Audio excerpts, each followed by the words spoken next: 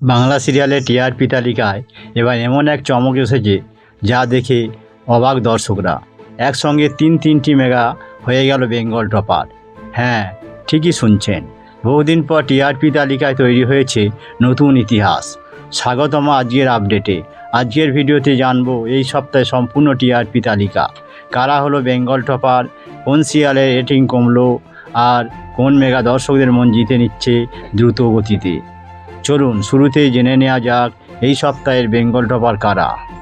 এই সপ্তাহে 4.7 রেটিং নিয়ে যৌথভাবে প্রথম স্থানে রয়েছে পরশুরাম, প্রফেসর বিদ্যা ব্যানার্জি, তারে ধরি ধরি মনে করি। একসঙ্গে তিনটি সিরিয়ালের প্রথম হওয়া সত্যই বিরল ঘটনা। দর্শকের মধ্যে এখন এই তিন মেগাকে ঘিরে প্রবল উত্তেজনা তৈরি হয়েছে। অন্যদিকে মাত্র 0.1 পয়েন্ট কম নিয়ে দ্বিতীয় স্থানে রয়েছে জি বাংলার জনপ্রিয় সিরিয়াল পরিণীতা। তাদের প্রাপ্ত রেটিং 4.6।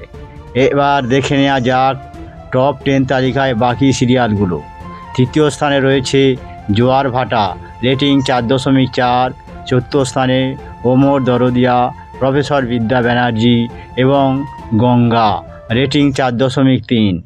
পঞ্চম স্থানে কোণে দেখা আলো, রেটিং 4.2। ষষ্ঠ স্থানে ঘূর্ণি ও কুসুম, রেটিং 4.1। সপ্তম স্থানে প্রতিজ্ঞা এবং সংসারের সংকীর্তন, রেটিং 3.8। অষ্টম স্থানে লক্ষ্মীর ঝাঁপি, কমলা নিবাস, রেটিং 3.4। নবম স্থানে শুধু তোমারই জন্য ও রাঙামতি তীরন্দাজ, রেটিং 2.5। আর দশম স্থানে রয়েছে কম্পাস, রেটিং 2.2।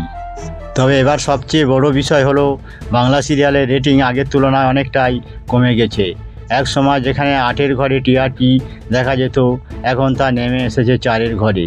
বিশেষজ্ঞদের মতে ভোটের মরশুম এবং আইপিএলের প্রভাবেই দর্শকদের বড় অংশ টিভি থেকে দূরে সরে গিয়েছেন। ফলে প্রভাব পড়েছে সব চ্যানেলের সিরিয়ালের উপরই। তবুও এর মাঝেও যে 3টি সিরিয়াল একসঙ্গে বেঙ্গল টপার হয়েছে তা নিঃসন্দেহে বড় সাফল্য। এবার আপনাদের মতামত জানতে চাই, আপনার প্রিয় সিরিয়াল কোনটি? এই তালিকায় কোন সিরিয়াল আরও ভালো র্যাঙ্ক পাওয়ার যোগ্য ছিল বলে আপনি মনে করেন? কমেন্টে অবশ্যই জানান। ভিডিওটি ভালো লাগলে লাইক, শেয়ার এবং সাবস্ক্রাইব করতে ভুলবেন না, কারণ আজকের আপডেট নিয়ে আসে প্রতিদিনের সব বাংলা টিভি ও এন্টারটেনমেন্ট আপডেট সবার আগে। ধন্যবাদ, আবার দেখা হবে নতুন ভিডিওতে।